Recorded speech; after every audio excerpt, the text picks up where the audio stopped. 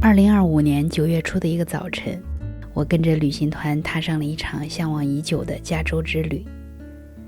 我住在南加州洛杉矶东边，而我的目的地国王峡谷在加州中部偏东的山区，车程大概5-6个小时。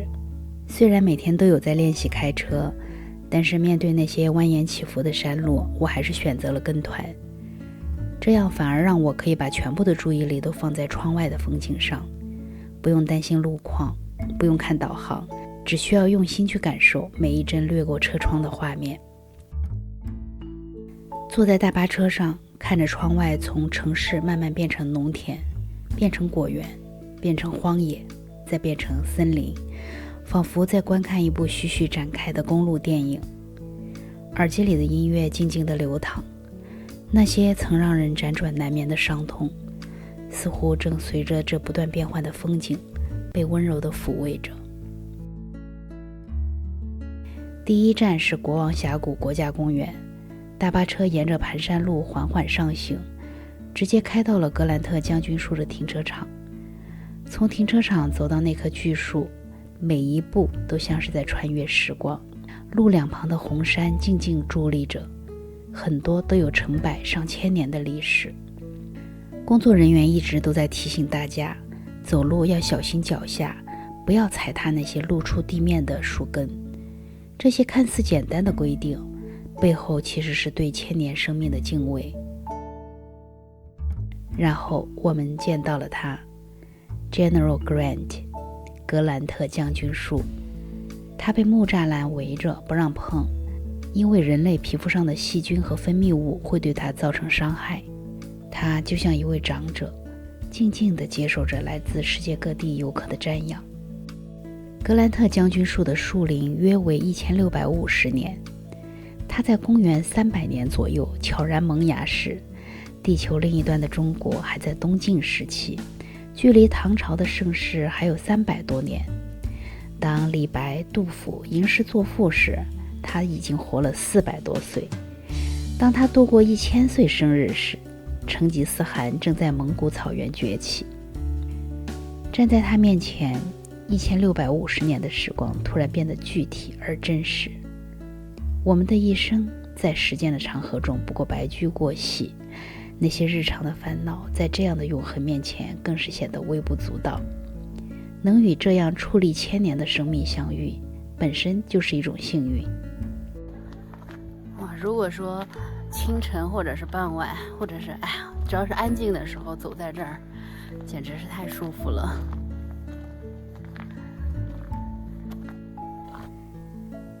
游客中心里的纪念品做得挺用心的，不是那种到处都有的旅游商品，几乎每一件都和这片森林有关。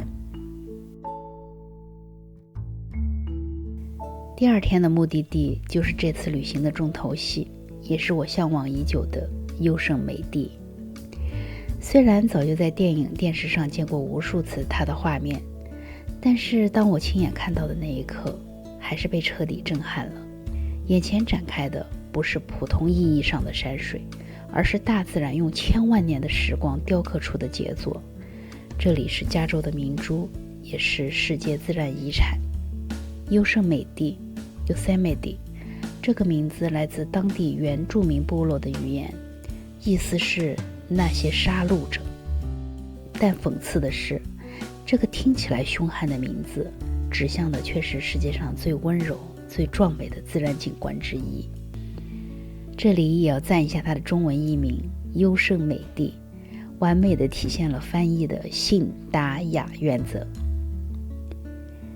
优胜美地有个有意思的历史，在1864年，林肯总统签了一项法案，把优胜美地谷交给加州管理。这是世界上第一个由政府保护的自然区域，开创了国家公园的先河。到1890年，优胜美地正式成为国家公园，是美国第3个国家公园。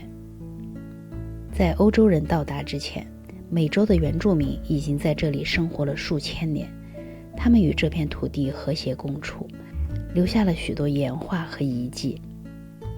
站在优胜美地的谷底，抬头看着那些仿佛直插云霄的花岗岩峭壁，很难想象这里曾经是古代海洋的底部。在1亿年前，炽热的岩浆在地下慢慢的冷却，形成了坚硬的花岗岩。然后在漫长的地质年代里，冰川像一把巨大的雕刻刀，一次次的推进和后退，最终雕琢出了今天的这个 U 型的山谷。这种地貌在地质学上叫冰川谷。和河流冲刷形成的 V 型谷不同，冰川谷的底部宽阔平坦，两侧的山壁陡峭笔直，这就是为什么优胜美地的悬崖看起来是这么的壮观。说到优胜美地，一定要提一下那些标志性的岩石地标。首先看到的是酋长岩，这个名字其实应该是西班牙语的，应该叫 El Capitan， 但是如果读成英语的话，应该是 El Capitan。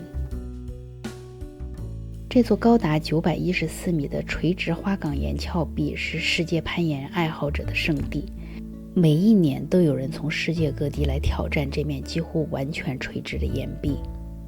2017年6月，美国的攀岩者 Alex Honnold 完成了人类历史上第一次无保护徒手攀登酋长岩的壮举，整个过程没有任何的绳索保护。这一壮举被拍摄成了纪录片 Free Solo， 2018年上映后震撼了全世界，也获得了奥斯卡的奖项。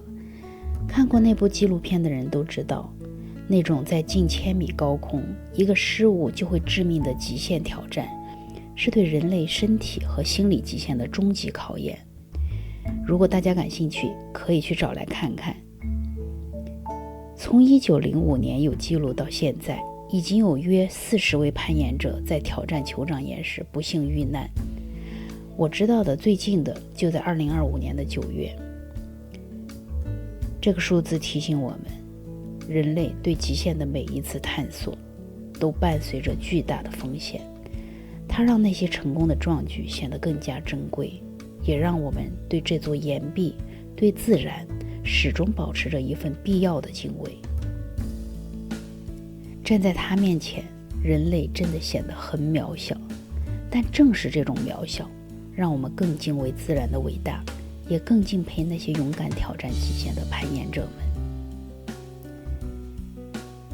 如果说花岗岩峭壁是优胜美地的骨架，那瀑布就是它的灵魂。优胜美地瀑布 Yosemite Falls 是北美最高的瀑布，总落差达739米，分为上瀑布、中段激流和下瀑布3部分。9月的瀑布水量已经不如春天雪水融化时的那么大，也没有那种震耳欲聋的水声，但正因为如此，多了一份温柔。虽然水量不大，但是从那么高的地方飞下来还是很壮观的。还有一个很著名的瀑布是新良面纱瀑布，它以轻柔飘逸著称，微风吹过时，瀑布像新娘的面纱一样摇摆，因此得名。但是可惜，这个景象不是轻易能看到的，一般来说应该在春夏吧。还有内华达瀑布和维尔纳瀑布，这次没有时间近距离看，据说它们也是各有特色的。大巴车缓缓地驶过优胜美地谷的时候，我透过车窗拍到了很多草甸的画面。开阔的草甸在山谷中铺展开来，像一块巨大的地毯。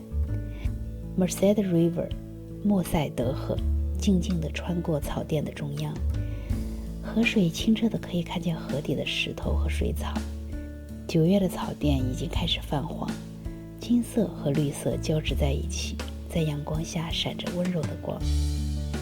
河流两岸野草随风摇曳，远处的酋长岩和半圆顶倒映在平静的水面上，形成了完美的对称画面。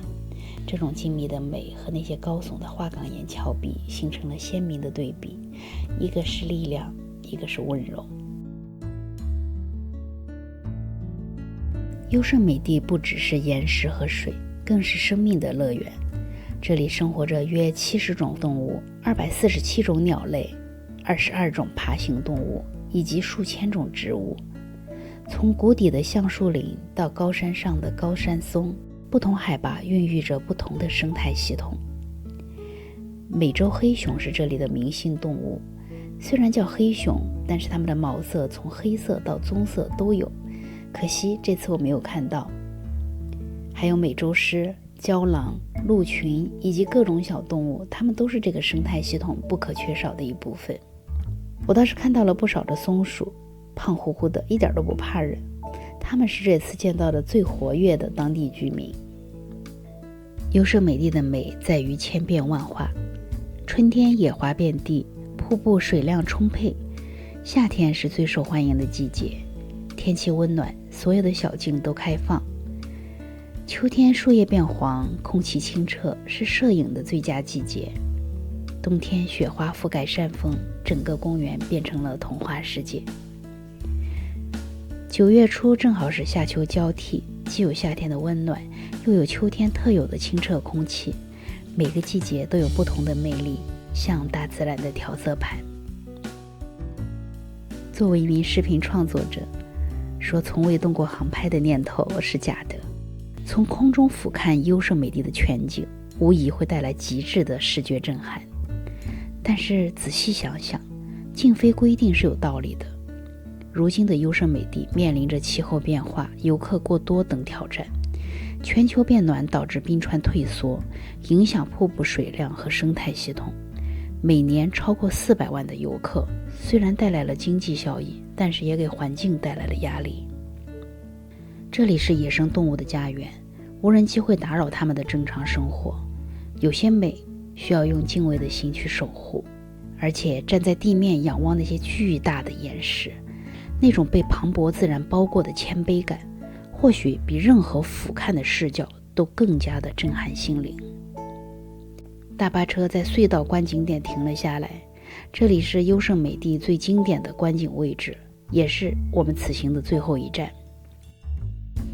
刚下车我就被眼前的景象震撼了，整个优胜美地谷的精华尽收眼底，左边是酋长岩，右边是新良面纱瀑布，而在山谷的尽头，半圆顶 Half Dome 静静地矗立着。这里挤满了游客，每个人都想在这个经典位置拍照。我排了很久的队，终于轮到我坐在那里拍了一张背影照，面对着整个优胜美地谷。虽然半圆顶距离很远，看起来有些模糊，但是那个标志性的半圆形轮廓还是很清晰的。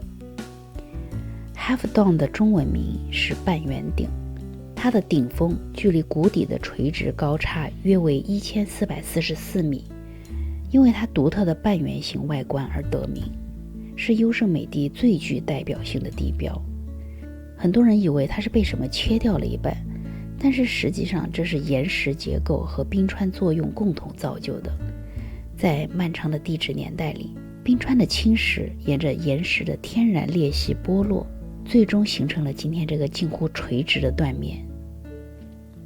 跟团游时间有限，我们只在这里停留了很短的时间，周围的游客都在争分夺秒的拍照，生怕错过了这个经典的角度。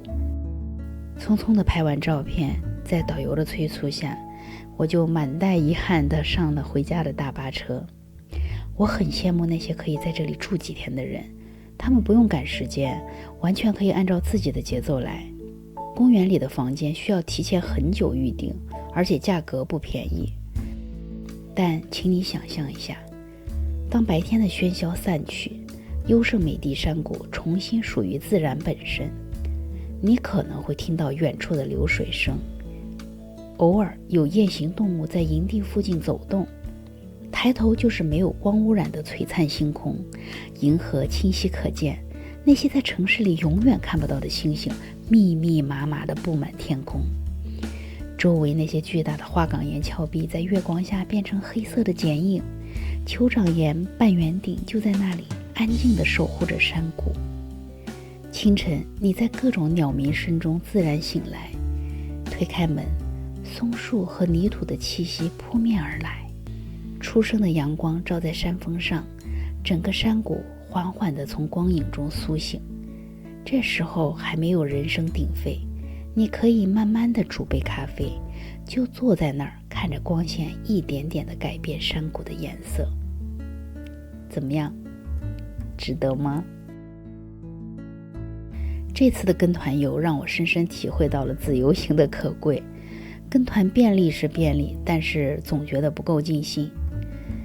看到喜欢的风景，想多停留一会儿，但是大巴车不等人。想放一把椅子，静静地坐在远离嘈杂人群的树林里听风看树，根本就没有那个机会。对于优胜美地这种世界级的美景，几个小时的时间真的太短了。其实我以前很少跟团，去哪儿基本上都是订民宿。我想要的不仅仅是看见，更是感受；不仅仅是到达，更是停留；不仅仅是拍照，更是沉浸。这些都需要时间的自由。这次旅行是有遗憾，但这也让我更确定了一件事：这个地方值得再来，值得用更多的时间去感受。如果你也被这些画面震撼，如果你也渴望那种可以随时停车看风景的自由，如果你也住在加州的东区，如果你愿意带上我一起去，那就和我约个时间吧。国王峡谷的红山还在那里，优胜美地的山川还在那里，他们不会跑。等我们准备好了，随时可以再去。好了，那这次的分享就到这里了，感谢大家的观看和陪伴，请记得照顾好自己。我是劳拉，咱们下次再见吧。